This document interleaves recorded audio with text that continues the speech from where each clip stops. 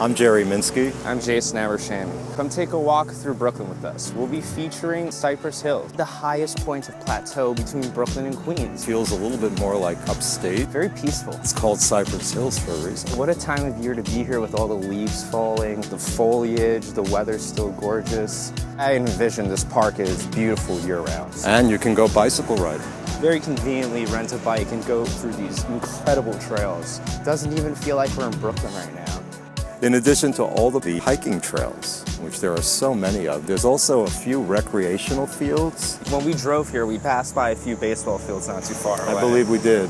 And amazing wildflower glades. That's so cool. Autumn is upon us. Leaves are slowly starting to turn. What park am I thinking of that resembles this? I would have to say Central Park. And I see a few surprises before we leave. This is the path that'll take us there.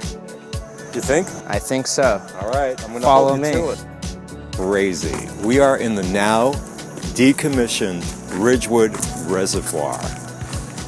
It was running up until 1959 as a major supplier of our water.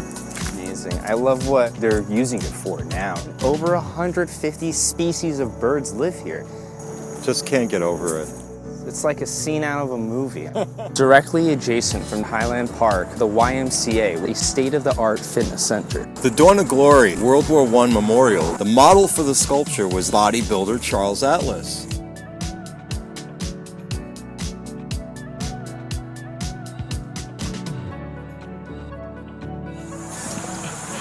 So, predating the present neighborhood by half a century, Cypress Hills Cemetery was the first non-sectarian cemetery organized between Brooklyn or Queens. It was designed in 1848, with its first burials taking place in 1851. It's almost like a park-like feel. Very much like a history of Greenwood Cemetery, where people were starting to use it more for recreation.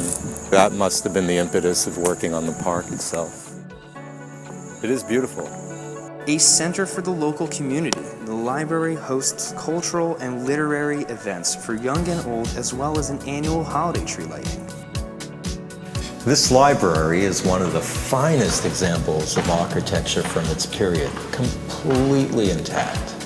You know a little bit about who designed it, would you? Yeah, so this was actually funded and constructed by none other than Andrew Carnegie in 1906. But this is one of the oldest libraries in New York State. Well, here is one of its prized possessions. Can you believe the woodwork? The building was recently featured on the television show Elementary, an updating of the classic Sherlock Holmes stories due to its atmospheric interior. It's the market in East New York. We have townhouses, row houses, and even mansions. In Q2 of 2019, there's been 57 transactions. In comparison to the previous year, in Q4 of 2018, there were only 17 transactions. So off to an amazing start so far. Well, the architecture reflects a lot of the fabric of Brooklyn communities that are special, There's plenty of new projects that are starting to arise. which will only make this housing stock more precious. Houses with tons of Victorian woodwork. Yet subways are right here. The neighborhood is served by J, Z, A, C, and L trains, putting both Grand Central and Wall Street half an hour away. Neighboring areas include Ocean Hill, founded in 1890 on hill terrain adjacent to Cypress Hills. Aptly named Landmark Elementary is a neighborhood icon that dates back to the 19th century. Established trees and bay-fronted houses line Chauncey and Marion Streets, the latter of which also borders Marion Hopkinson Playground, an award-winning toddler-oriented facility nestled in a charming park. I'm Jerry Minsky. I'm Jason Abrishami. Thanks for taking a walk through Cypress Hills with us. Once you join us next time, Please do.